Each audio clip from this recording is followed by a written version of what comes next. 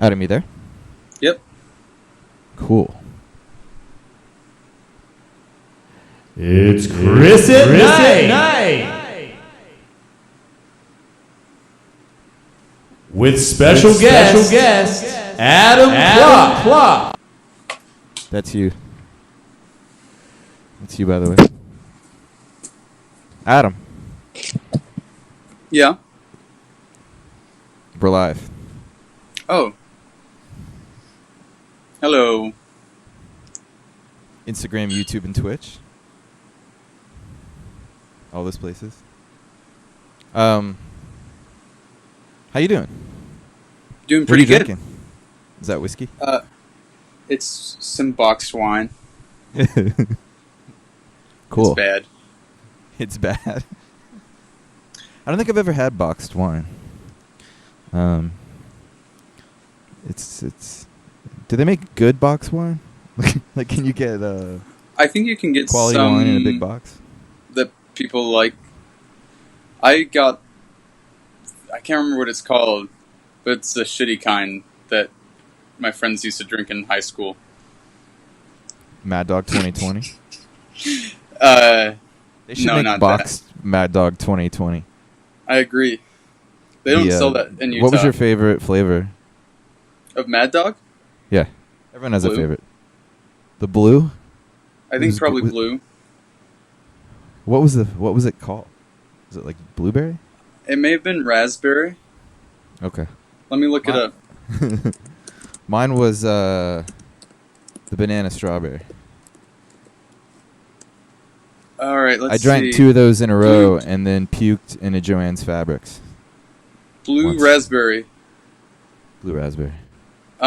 Shout out to Mad Dog. For the Choir Boy part-time punk set, that session or whatever. Have you done one of those? Yes. When we recorded the session, it was like 11 a.m. and I was really hungover, and I found a bottle of Mad Dog 2020 in the van and drank it all. Like no one wanted to admit that it belonged to them. Oh, I think it was most definitely mine. Oh. Previously discarded Mad Dog. Yeah, I think it was a Christmas gift or something. Okay. Well, I'm glad that you've upgraded to shitty box wine. Oh, thank you. So, thank you for doing this. Thank you for being on the pilot of Thank you for having me. Of course. So I wanted to talk to you for a few reasons.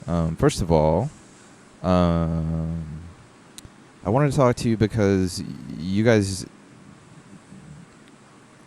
in my opinion, do a lot of your own. You have a good handle on a wide range of like creative output. You know, it's not just we make songs. I mean, you do videos and you're a visual artist and all that kind of stuff. So I think that's cool. And I kind of want to talk to people in general who are kind of going through this thing we're all going through where we're trying to find a way to be like economically solvent, creative artists, and yeah, in kind of like a landscape that changes really fast. I still remember when my old roommate was trying to get me to join Facebook, and I was like, no, that's not, nope. I didn't want to do it because I just knew it would never end. And that was like 4 to 5 social media platforms ago. So it's. Did you have daunting. MySpace? I did. Dude, I'm dating myself, but MySpace was not the beginning for me. What was your first social network? Probably MySpace. Oh, MySpace. So you weren't on I Friendster? I was on AOL Messenger before that. Oh, okay. Were you on Friendster? No. Oh, okay. Before Friendster, there was Makeout Club, which I believe, I'm told that Gibby from Deus started Makeout Club. Yes, I think Kim and West did it. No shit. Okay. Yeah, I think it was their. I wasn't. I think they could have been Facebook. When was they that? Stuck with when it. was that Stop active? putting out these post-punk records. When was that active? Like 2004 or something? Or yeah, something after like that. 2003, 2002. It was basically just like a web page, and it had your picture on it, and people would leave you little notes, and you would have like a windswept hairdo, and you would be like, you'd list like the band you're into, and then so like MySpace but less stuff. Like MySpace, but MySpace was like way more interactive. MySpace was the first social network that felt like everyone was kind of connected. Makeout Club seemed more like, yeah, you had like your page and people. I don't even think you could. Dude, I barely remember. I barely remember Makeout Club, but shoot, you missed out. You really missed out. So anyway, what I wanted to kind of focus our discussion on before we watch these cool vids is, do you ever get the feeling as a artist that half your time is spent trying to make what you think you should be making that you care about and is personal to you, and half the time, if you're not careful, there can be this creep of where you start to make work where it's not about you really expressing yourself and it's more about you seeming like real. You know what I mean?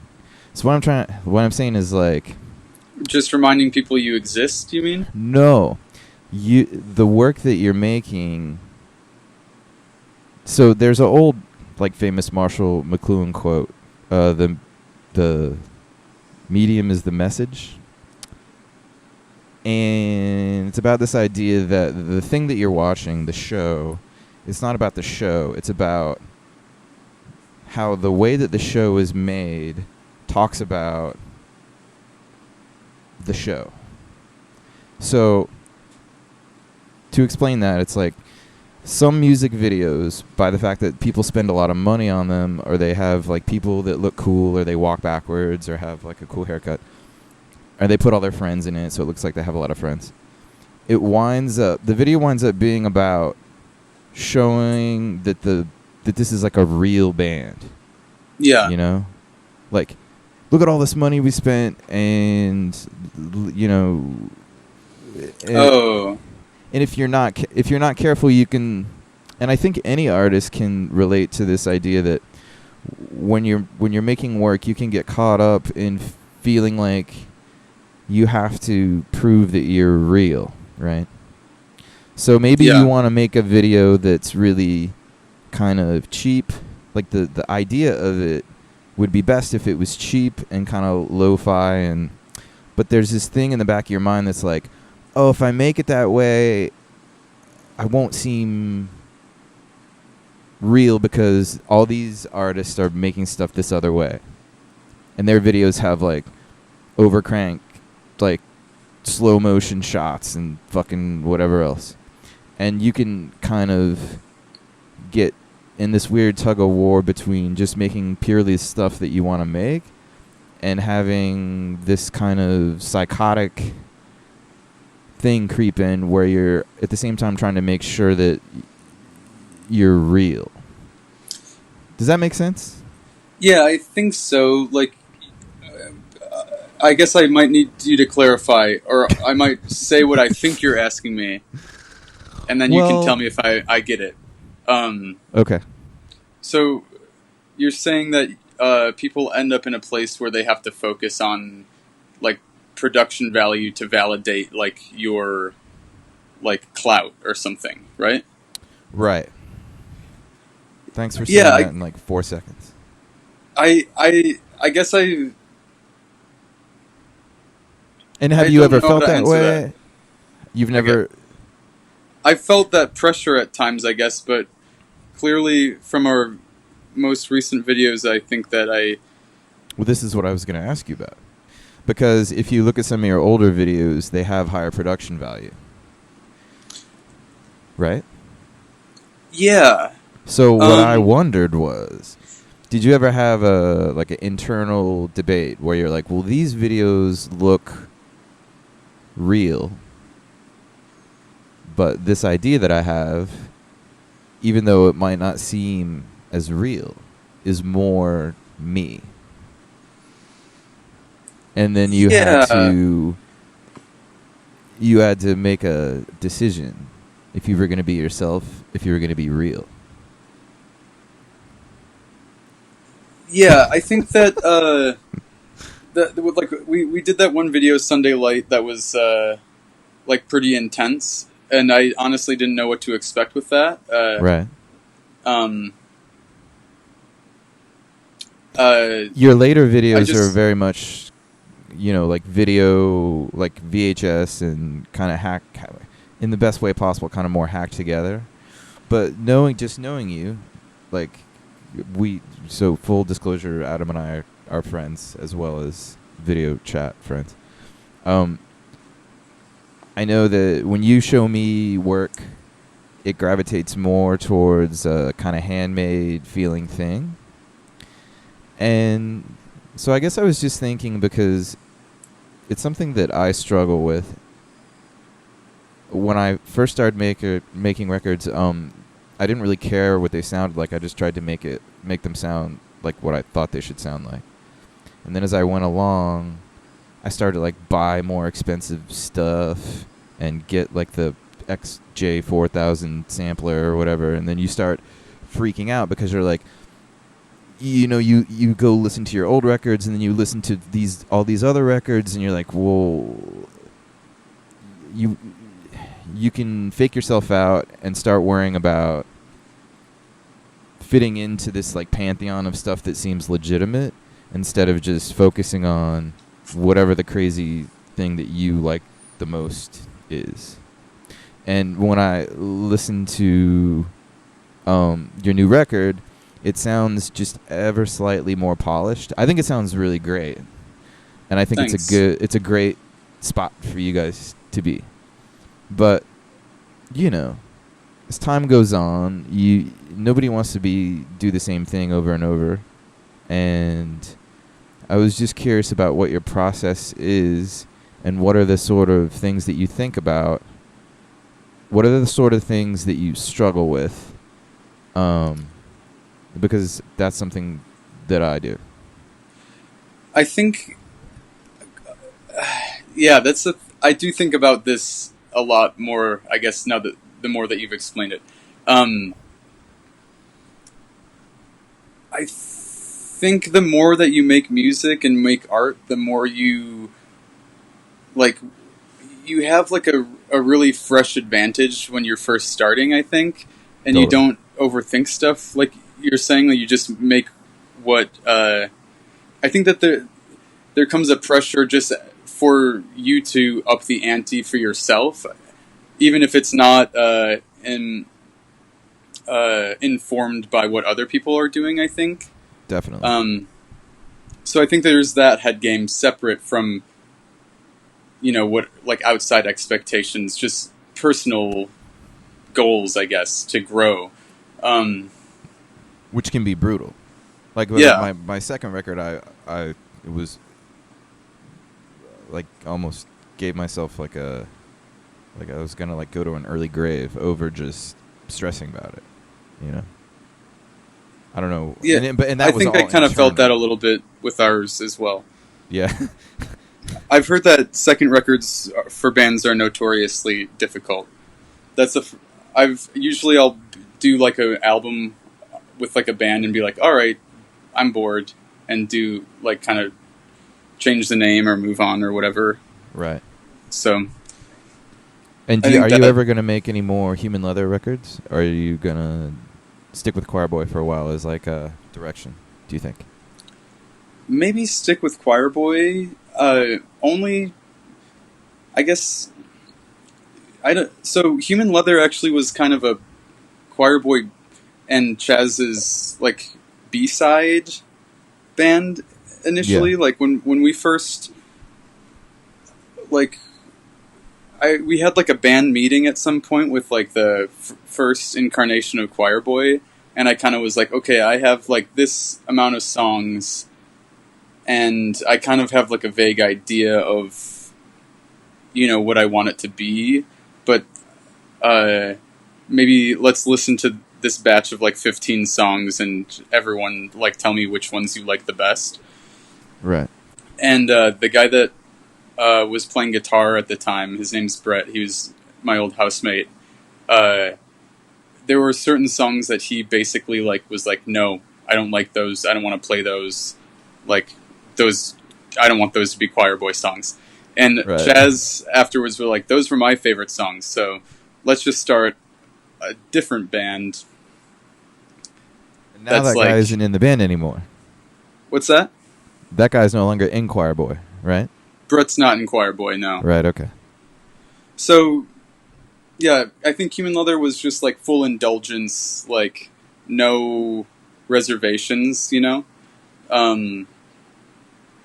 And now, yeah, just I don't necessarily think that it's done, but I don't see us focusing on it anytime soon, just because there's like enough stylistic crossover where I think if we wrote a song that sounded like a Human Leather song, it could still be a Choir Boy song. I don't know if that's weird to think about it that way, but Yeah. but Well, are you the principal songwriter, I guess people say? in do- Human Leather or In Choir Boy, do you yeah, Okay. And so do you write everything first, or do you no, it No, depends on okay. the song. But like lyrically and vocal melodies, like I write into biz the top line. Oh, is that what that's called? Uh, For all yeah, you that's what for I've the heard. people at home, it's called the top line. Yep. I heard that recently. But I think this record was probably more collaborative by a decent margin than other stuff. Or at least in terms of like having everyone in the band pitching in ideas and stuff. I think before it would be like me and one person or something in the band, kind of going back and forth. What do you think is a faster way to work? Doing everything yourself or collaborating with a bunch of people? Like, assuming that you get to the same place at the end where you're happy, how do you get there faster? With a group of people, or just doing it yourself and not having to worry about anyone else's opinions or what anybody thinks? Wow. I think maybe with a group of people, because I think I kind of need someone to tell me to stop at some point, because I'll just go forever and ever, I think. Like reworking the song like endlessly. Interesting. Well, I don't know if it's interesting, but a lot of times, because I write pretty much by myself, but what I'll do is I'll finish something or get it into a good spot, and then I just won't listen to it for like months, so that when I listen to it the next time, it's like I'm the other person in the band who's hearing it for the first time. So then I know if it's good or not. That's a good idea. It would probably be easier just to be more collaborative, but I've sort of been doing it this way for a while. Well, cool. So your new record, called Gathering Swans, is out. And how long did you guys work on it for? When did you first start thinking about it? Sketching out songs. I think probably like 2018, maybe. Okay. So maybe a little years. bit earlier than that. Like, I mean, you guys have been touring like constantly, or close to constantly. Yeah, the songs were, I think, written over like a 2-year span or something like that. Like kind of in between those tours. Is that hard, having to tour and then come home and like, oh, now I have to write a song?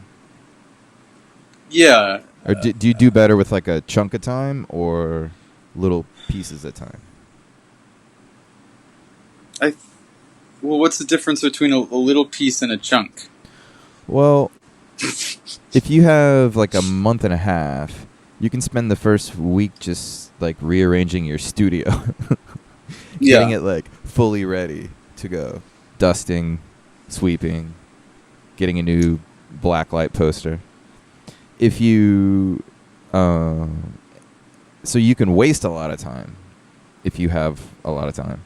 But you can also get into this zone where then you're being more productive, because everything's just how you want it and you're like in it. Yeah. You know what I mean? But then at the same time, sometimes it's good to not have a lot of time and just write little bits when you get a chance. I was just curious what you thought. I've always done like written albums kind of in one long, painful. It feels like I'm rolling like a boulder up a hill, kind of trying not to let it crush me. And it seems like your process was different for this record because of your touring schedule. Yeah, I think I probably would enjoy having like a straight focus time. I've never toured that rigorously, or like I never did prior to Choir Boys, so there was never any sort of expectations or deadlines in my mind, so right. You know, it never mattered when I finished something. So I guess I never thought about the process, but yeah, I guess I would prefer to just have however long I needed to start and finish a record and then tour instead of doing it in chunks like we had to, but okay. It kind of doesn't matter, I guess. You know, maybe the record would have sounded different if we had been able to write it straight without like taking breaks to tour and stuff, but I don't know. How do people write on tour? That's weird. I've never been able to like really focus or like have enough quiet time. Like, I'll Me tinker neither. on lyrics and stuff and, like, demos in the van, but... I have no clue. I need to be kind of like by myself in a room somewhere. I don't know. Me too. Okay, so on that note, is it okay if we watch a video? Absolutely. I was thinking we could watch a Choir Boy video since we've been talking Choir Boy talk. Okay. And I was thinking we could maybe watch Toxic Eye. Cool. I'm going to grab a computer charger because I neglected to do that before we started. Okay. I'm going to throw it on.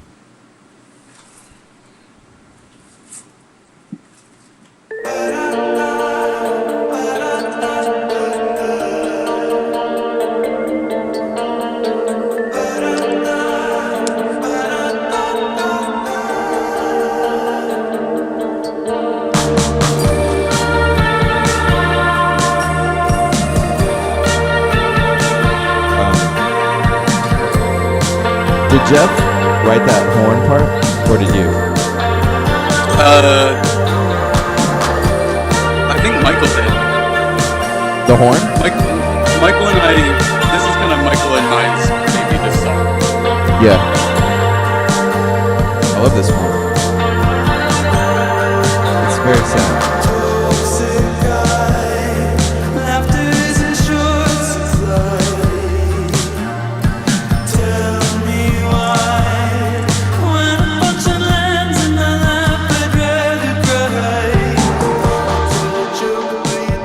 This is the Salt Lake right there.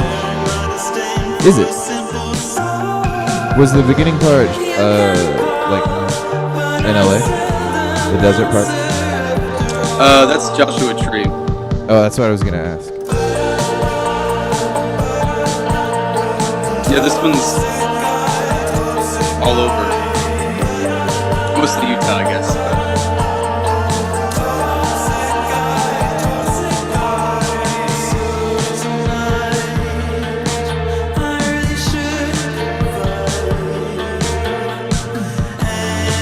Wait a second, are you guys riding on the highway? Under the highway. But it's by a train track.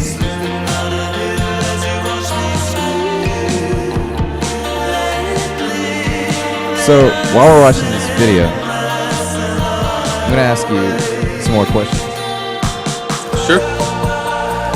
Do PR people always ask you, like, about, like, your background? You know? Like a go-to PR thing? Like, tell me about Like, what do you mean by background? Like, well, growing up in growing up Mormon? Yeah. Yeah, people like to talk about that a lot. But I kind of got myself into it by, writing songs about it, and you kind of open that door, I guess. Calling your band Choir Boy. What's that? Well, your band's called Choir Boy, right? And you were like Yeah. a Mormon. Were you in the... Did you have hopes to one day be in the Mormon Tabernacle Boys Choir? No, but I actually did sing It's a beautiful... I sang at the Tabernacle once. It's in in Salt a Lake. choir with David Archuleta. You know, Wait, the who's American that? Idol. He's like a Mormon dude that was on American Idol. Well, he was like a football player, right? But like not a very good one. I don't think so. I thought all those people were like ex-athletes. I think he maybe he's good at football. I hope so.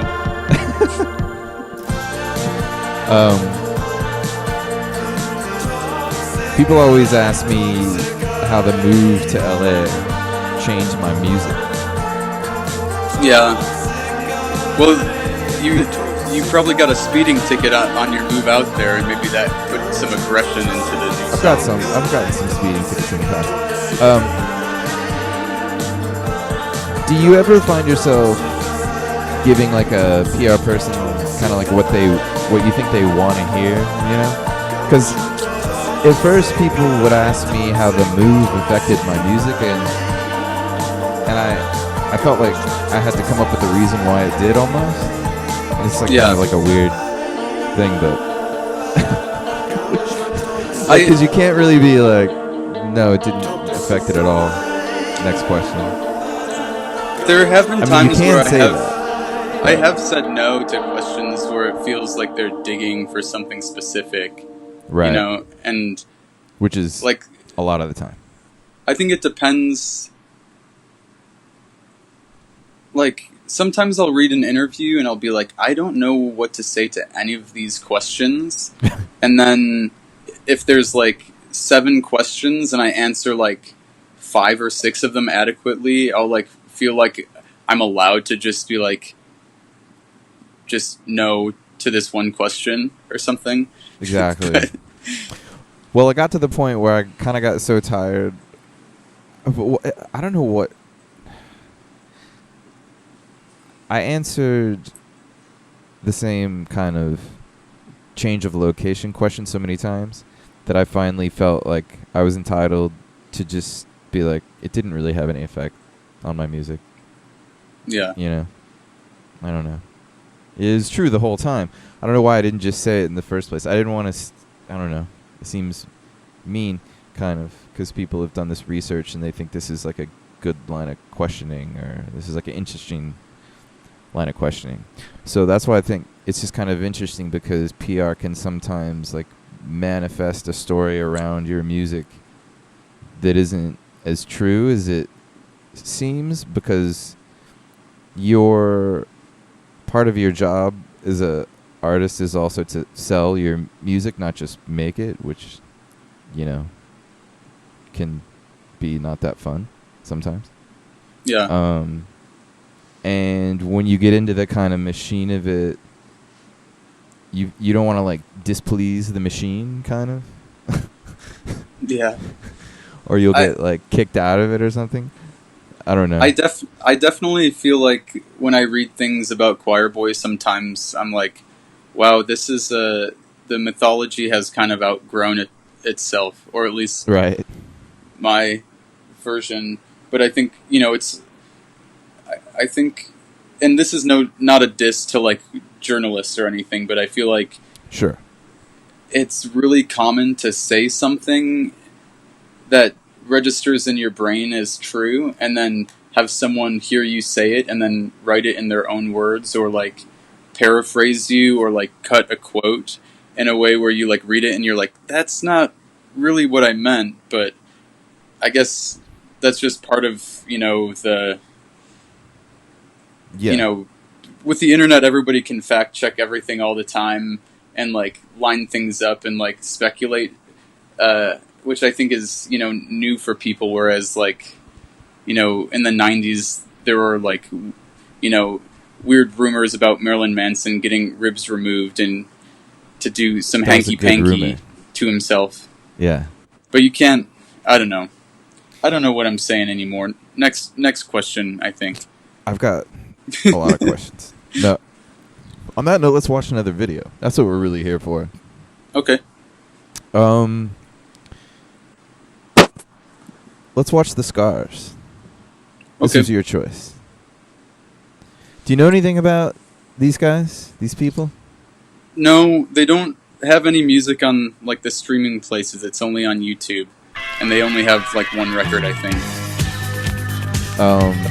Are they from Northern England? They're from Scotland, I'm pretty sure. Yeah. But the guy that directed this became like a pretty big movie guy. In Los Angeles or in Scotland? I don't know actually, but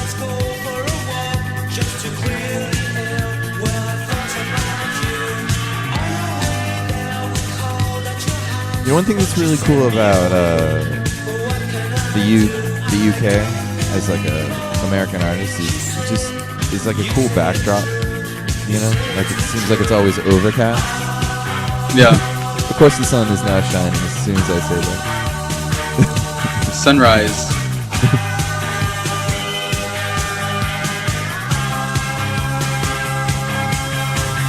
If you read the comments on this video, there's dudes that from the crew from the video shoot that talk about it in the comments. Really? I mean, I've always wanted to make a video over there because the environment just seems so cool, you know? Yeah, they got like butcher shops and shit. Yeah, you can have some real working class blokes in your clique. I feel like when you live in LA, your video is gonna have the desert in it. Yeah. You can't go down to the pub and have a pint with your blokes. Correct. You know what I heard? I heard the production designer of this music video, also was the production designer of The Crow. Yep. And for Fight Club. And Minority Report. Wow, and Minority Report. I wasn't aware of that. And for Fear and Loathing in Las Vegas.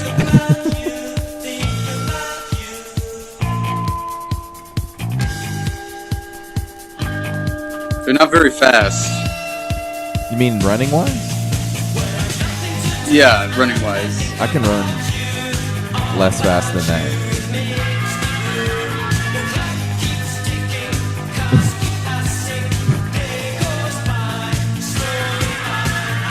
Have you ever had a music video where you ran? Oh yeah. Really? Sunday Light music video. Now I'm thinking I want to run, but I don't want to get tired. Just do it for like 20 seconds and have them make it slow-mo. Yeah, that's how they do it these days. When's the next slow-mo choir ballet video coming out? Tomorrow? Yeah.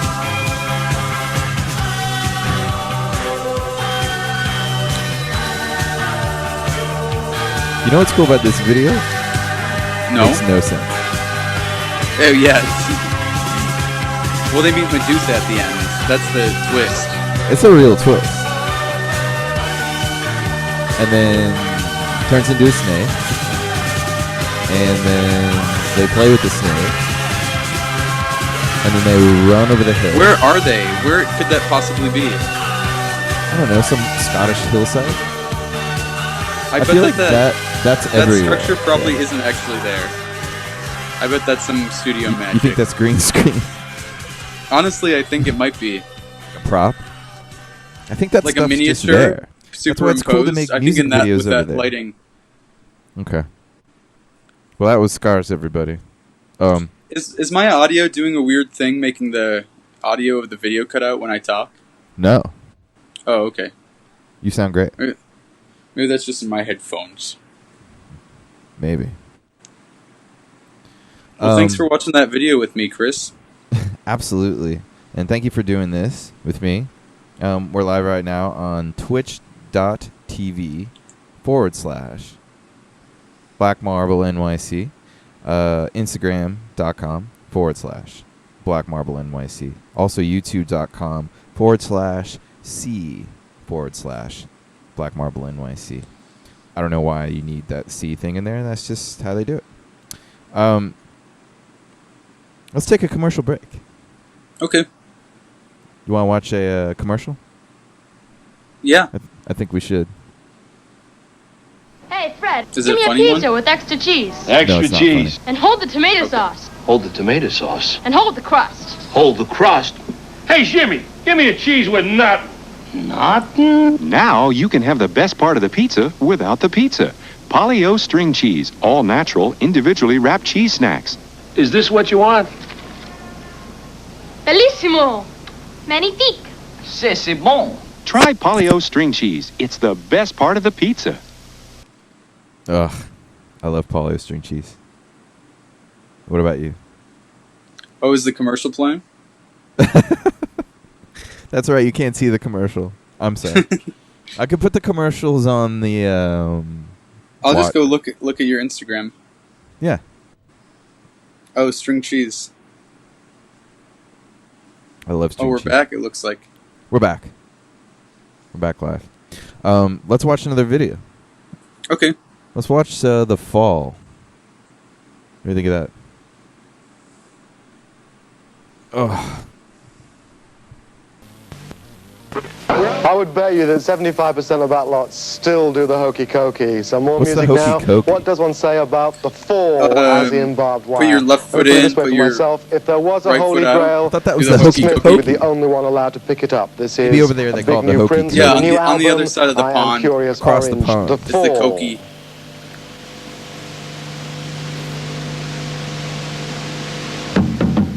That's a hot mic. Do you think this is actually live? Like right now.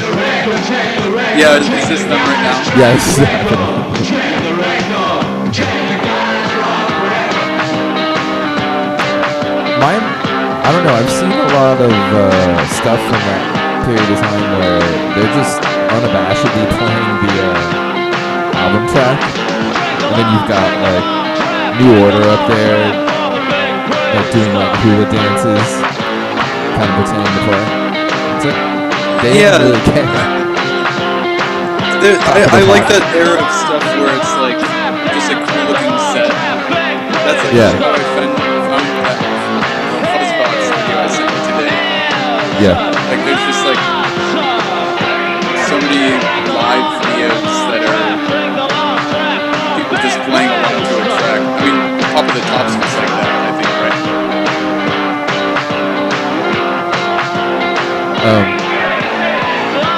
I do feel like this is probably the album version, right? It doesn't sound like a live performance at all. Right? I don't know. Why do they have that guy in the band? I don't know. Must be Why? really good at the guitar. That guy looks cool. The drummer looks does. really cool. It's really hard to pull off a turtleneck. Have you ever tried? Oh yeah, makes me look like I'm a pink piggy stuffed in some saran wrap. I was thinking maybe I should start wearing turtlenecks. You could try. Maybe like a red one, but then it would look like I was just getting like Christmas photos taken at Olin Mills. You should do they make V-neck turtlenecks? How would that work? Wouldn't that just I be a don't know. scarf? A V-neck and a scarf? Yeah, maybe it would just be kind of more like a scarf. There would just be a like an upside down triangle of skin showing off your clavicle. Which Yeah, maybe it could work out. Maybe we could make this a thing. we should take that on Shark Tank. Yeah, or just send the idea to the new American Apparel guy, or the old guy that has a new company. See what They he give can it do back with to that. him? He bought really, it for like $20. really deep V turtleneck.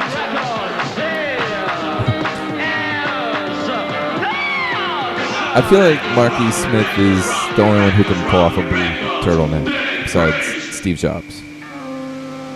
Maybe me someday. I don't know. The Fall. Alright, that was the fall. You know what this live stream needs? Like an applause track?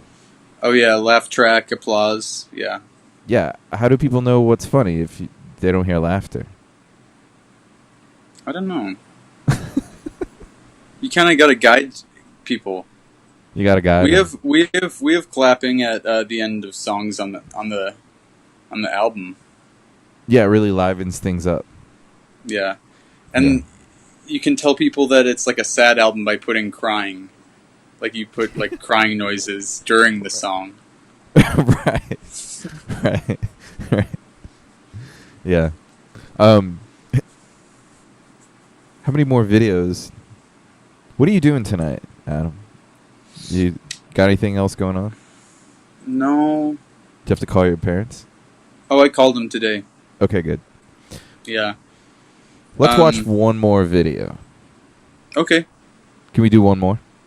We can do however many as you want. I'm just sitting on the floor drinking Box wine? Mm-hmm. Okay. Let's watch You want me to videos. interview you after? Oh, no, we got to take calls, huh? Yeah, we have to take calls. Okay. That's sort of like the final segment. So I think we're going to watch... So I haven't seen this. Okay.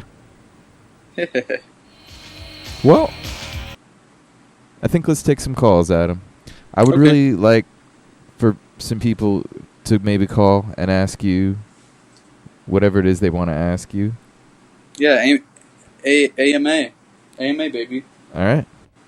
So the number is 562-287-4545. And you call that number and you ask Adam a question. Please keep the profanity to a minimum. Just kidding.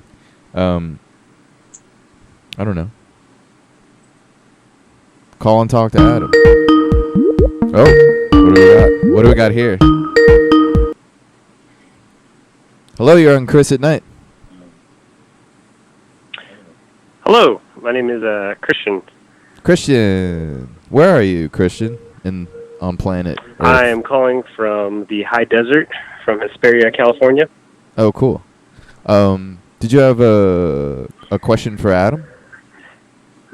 Hey, let me mute the live stream at the same time. Okay. That was It actually doesn't sound too bad. Okay.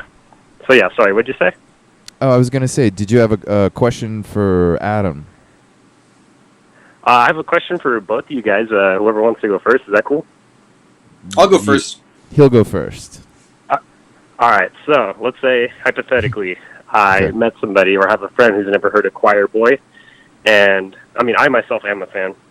I'll put that out there already, and I wanted to get them into Choir Boy or Black Marble. This is going to apply to both of you guys.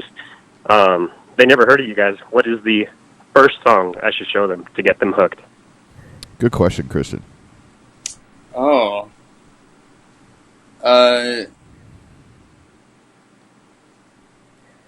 That's a tough question, isn't it? That kind of puts you on the spot, doesn't it?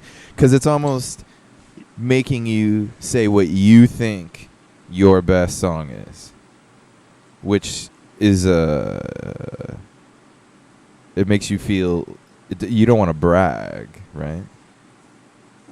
Yeah, I guess think I you would both tell are you pretty to... humble people, so. I would say show them your own favorite song. Thanks for the question, Christian. Christian... Appreciate it. I think... Oh, is he gone? Bye. There goes Christian. Did he hang up, or I just didn't answer fast enough? Well, Jason, I think it might be better to, when people call, to just keep the call going. Otherwise, this might happen. Let's answer this call. Hello. Hello. No, just kidding. This is Chris at Night. You have the right number. I was trying to sound like a wrong number. Hello? They got scared. Before the next person calls. Hello? Yo. Yo. Who's this? Am I on right now? This is Sam from True Body. Oh, hi, Sam. Sam. How are you, Sam? Yes. I'm great. You're in Richmond, Virginia? Yes. I'm in Richmond. Sorry, this is really confusing. There's like lag. Oh, don't look at the stream. It's way better. Okay. Super confusing. I had a question for Adam and you, Chris. Sick. So what led Adam to the decision to get the blue check mark on Instagram? And then, Chris, why haven't you done so? Oh, let's let Adam take this first. Adam? I was hemming and hawing about it. I got a letter from Instagram. I think it's actually Tom, the guy that used to work at MySpace, regulates this stuff. Oh. And I'm glad that guy's working. Yeah, he writes you a letter, and you can respond yes or no. I'd like the blue check mark, and I said yes. He gives you like 2 boxes, and you just like check here for yes. It's like a cool a ballot. Well, my answer is every day when I wake up, I try to get approved, and for the life of Also, me, you guys both have the exact same follower count, pretty much, which we thought was interesting. yeah, it's like a profile in two different approaches to social media. You know, over here, Gotcha. over here, not really that concerned about that. Well, Chris, Over it might there. not actually be you, and that's the problem. Might not be me. That people are suspicious since you don't have the blue check mark. Maybe it's not you. Do you think what has the blue check mark done for you? You can get into certain parties. Show the bouncer you got the blue check. He says, "Go on," and you get to cut the line. How are things in Richmond right now? How you doing, man? Richmond is doing all right. Are you open? I Is just it open released a for music business? video under Pressed Orchid with my partner. It's like ambient pop stuff.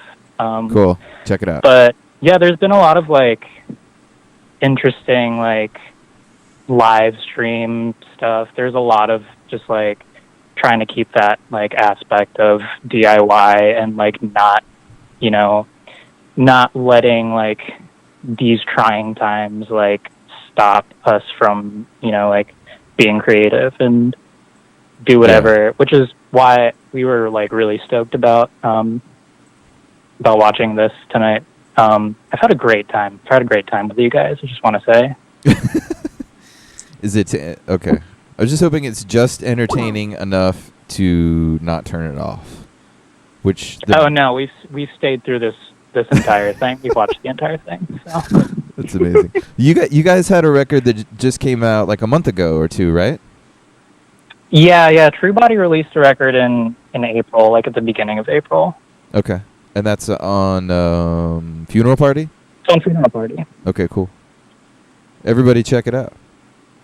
It rock. Check out also if I can plug my other band, Pressed Orchid. We're like Jesus, we're like how many- in a feud between us and this like. Do you want to plug the band you're in a feud with too?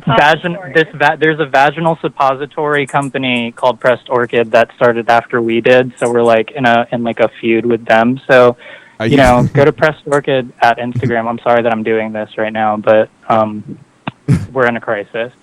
And This is what I'm talking about with being real, right? So right now he's feeling unreal because of these vaginal suppositories. Exactly. So that's why you're wondering about the blue check mark, because reality. You want to show people that you're not the yes. I can't even say that phrase. We're a different thing than that. Okay. Do you guys have a blue check mark? We don't. We're working on it for sure, though. Yeah, get with that. I think you just gotta get on a FaceTime with those people and figure out which between the two of you provides a greater service to mankind or humankind. I should say. Yeah. Well, and whoever wins in that discussion gets the name, and you both better be honest. That's good advice. I think if you have Tom's number still, you know, tell him to hit me up. I've always wanted to meet the guy. Okay. Anyway, yeah, thank you so much. I don't want to take up any more of your time. Much love. Thanks for calling, man. I'll see you later. All right. Check out True Body. Good Lord. Adam. I love you. Hi, you're on Chris at Night. Hello. Hello. What's up? Can you hear me? Yeah. Yeah? Do I have the right number? Is this Chris at Night? Yeah, this is Chris. Sorry, 1 second. Oh, okay. Yeah, there's a lag. Sorry, I just got it. Hey, I got a question for both of you guys. This is Justin in Portland. Have either of you guys seen a ghost? And do you believe in that kind of stuff? Adam, do you believe in ghosts? No, I wish. You wish you believed in them, or you wish you saw one? You wish you Both. could believe? I wish I could see a ghost and believe. Okay. So you don't believe that you can believe whatever you want? I believe that you can believe whatever you want, but I don't... You don't believe you can I don't believe what I want is to be real. Right. I Okay. believe... You know... Okay. I believe in boring stuff, like... cement. Yes, cement is definitely real. There you go. Cement is real.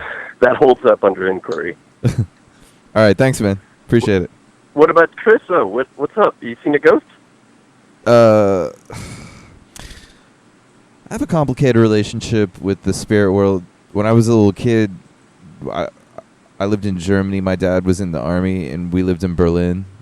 And we lived in like a old mansion that one of Hitler's SS officers owned.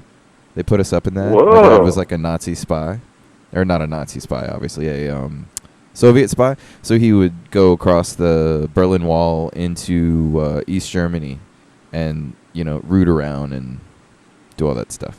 Anyway, there were all sorts of weird things that happened in that house. Like rocking chairs would rock by themselves, and one night my sister bolted up in bed and started speaking German. My sister doesn't speak German. Whoa, your sister got possessed. She was 14 at the time. I was 5 years old. So your sister was possessed by a Nazi. That's amazing. It's not unlikely, is all I'm saying. So that's my take. I met her. I don't think currently, but you never know. He could have. Whoever that Nazi was, it. they could have just been chilling this whole time, just biding their time, sort of talking like just compartmentalized, getting Sleeper married cell. To an American. Sleeper cell possession. Yeah. All right, man. Thanks very much for calling. Yeah, no problem. Thanks. Talk to you later. All right, no so offense that's to gonna ghost believers. That's gonna do it for the calls. Adam, we've been on the phone, or we've been doing this for over an hour. Wow. So, Instagram Live cut us off, and people are calling like crazy. Let's just turn off. Do you want to take one last call? Sure. Or do you want to call? Do I have to?